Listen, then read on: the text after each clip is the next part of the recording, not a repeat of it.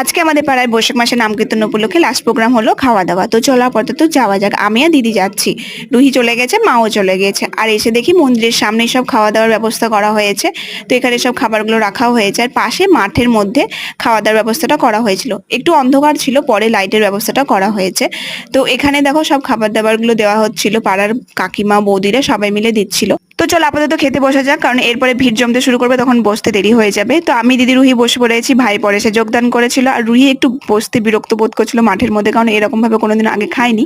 তো আলুর খোসাগুলো ছাড়ানো হয়নি বলে আলুর মধ্যে মশলা ঢোকেনি। তো খেতে বেশ ভালোই ছিল মোটামুটি। তারপর ছিল চাটনিটা, যেটা আমার খুব ভালো লেগেছে।